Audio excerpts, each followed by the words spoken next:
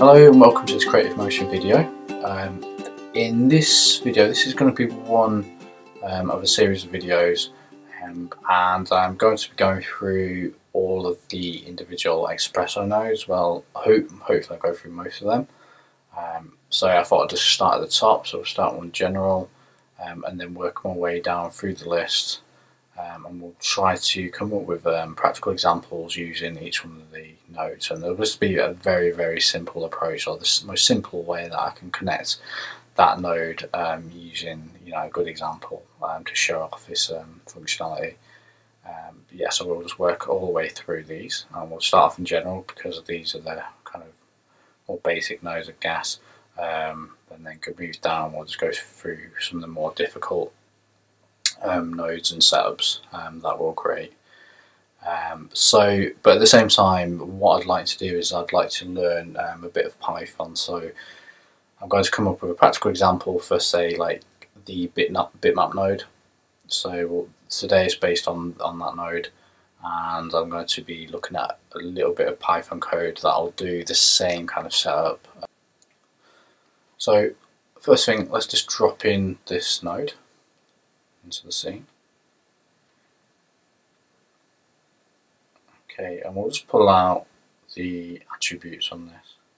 So X, Y, and file name, and then color, width, and height on this. And we'll just make some space actually. So yeah, pull this up. Okay. So what we'll be doing with this is we'll be feeding an image. So let's just say we have an image which is 300 pixels by 600 pixels. So 300 by 600 pixels. So the 300 will be the Y value that's being fed in, and the 600 pixels will be the X value that's being fed in. File name is obviously, it's just the path to the file is going to, and the color value here is just the RGB value, and that's read out as a vector, so a sequence of 3 different numbers. The height is obviously the same as, so the height here will be 300. Once you've got this file linked in, and based on obviously on this example, so 300 here, which is the height, width 600. So for this example, what we're going to be doing is reading in the file into this. We're going to be working out the X and the Y pixel sizes, and then outputting those to the corresponding sizes of a shape, and the shape will be a plane. So let's just say we have an image which is 300 pixels high by 600 pixels wide. We'll set a plane to the exact same size. So we'll set the width, obviously, of the plane to 600 and the height of the plane to 300. So let's just load in a texture. Now we'll just have an absolute path into this. Okay, we'll create a constant. And this constant will be referencing a particular point on the bitmap.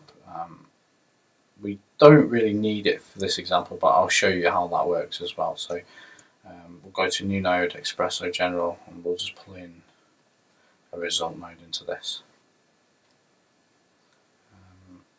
Okay, and let's just change this to, we change it to color. So you see we've got RGB values here, but they're kind of converted between 0 and 1 rather than the 0 to 255. So if let's just say this reel here is 10 pixels. So we're feeding 10 pixels into this and this here. So on an image that was, what did we say before, 300 pixels by 600 pixels wide, and we'll be going up 10 pixels and across 10 pixels, and then we'll find the corresponding point, and it'll select the pixel, and then it'll pull out the RGB value for that pixel, which is outputted from this port here and fed into the result node there.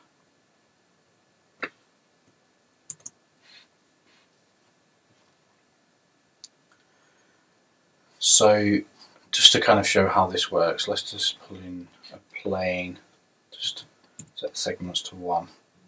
We'll just keep it, we won't convert it down at this point, we'll just keep it very simple.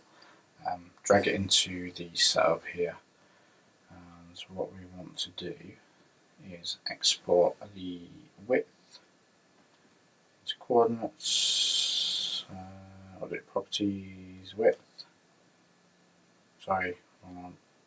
So we put height, width to width, and then height, you can see it update in the background there, and then the height to the height.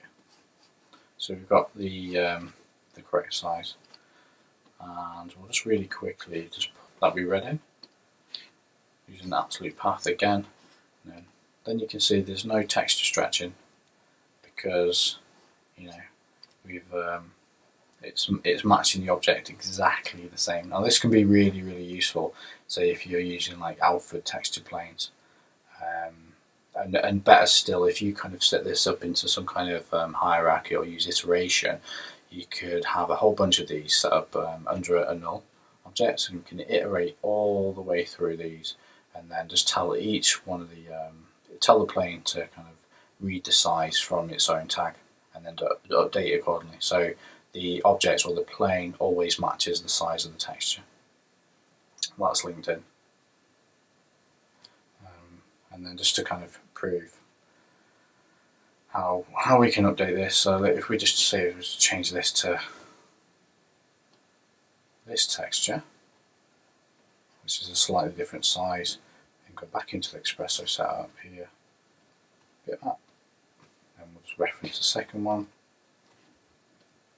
You can see it's updated.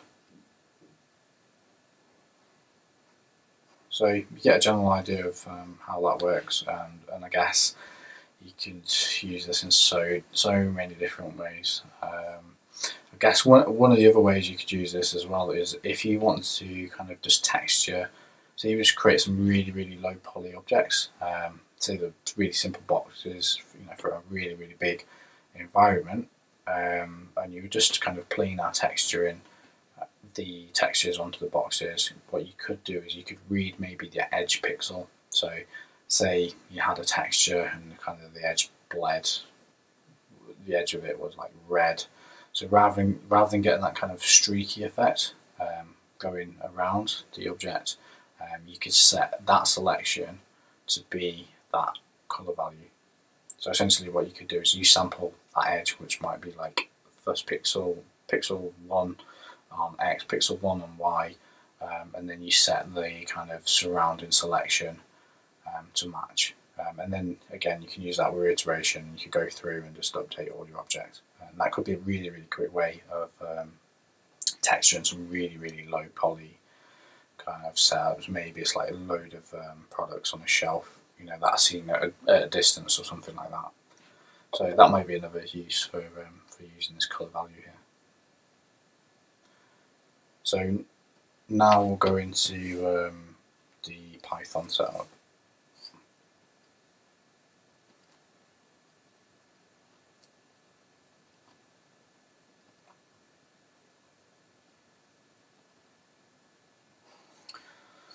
So I'm not going to execute this, and this is some code that I found online. I did a little bit of research, and I adapted this slightly to kind of get it to do a similar kind of thing. So essentially it's reading the C4D module, and I'll just quickly kind of talk you through this.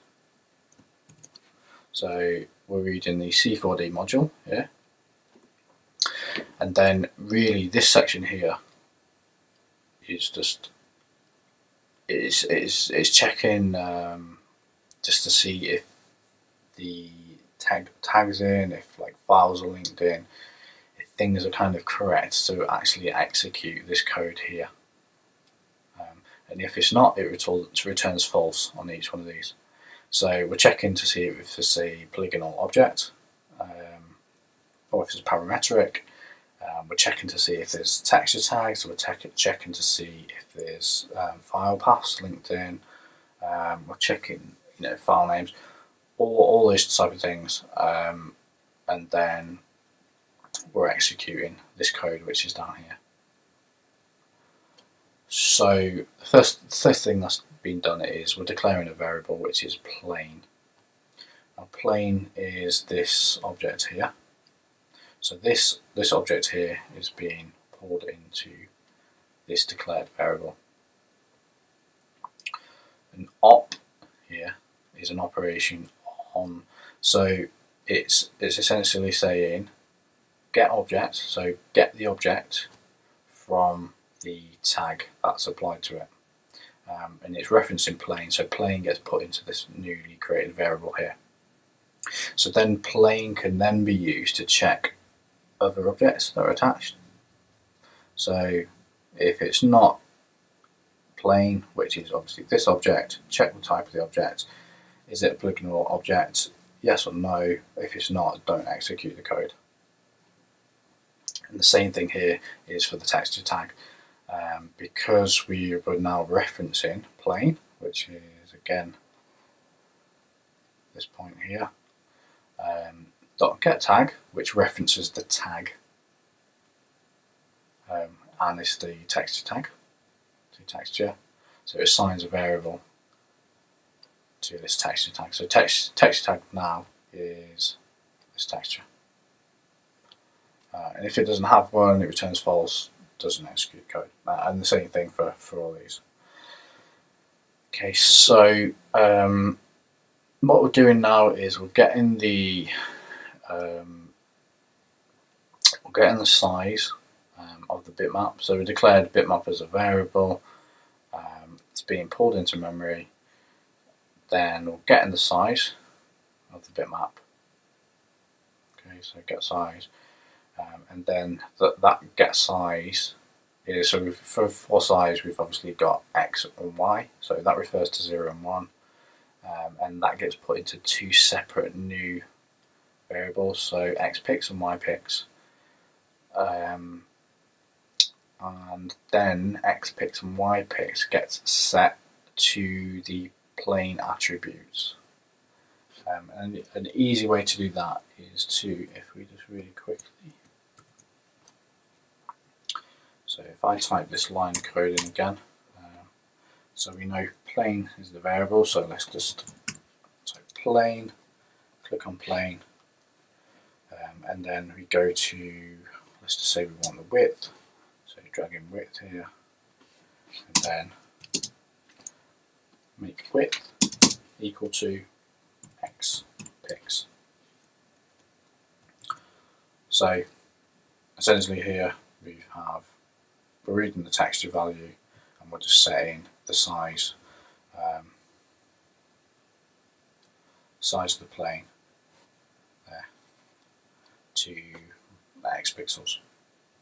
So we're doing a very kind of similar thing to what we did on the Xpresso setup, but things are kind of executed a little bit differently. The word Python will update or execute this code on each frame, or if you refresh, or if you put a command into refresh at any point. Yeah, so I hope you found this useful. Thanks for watching this video, and I'll hopefully see you on the next one.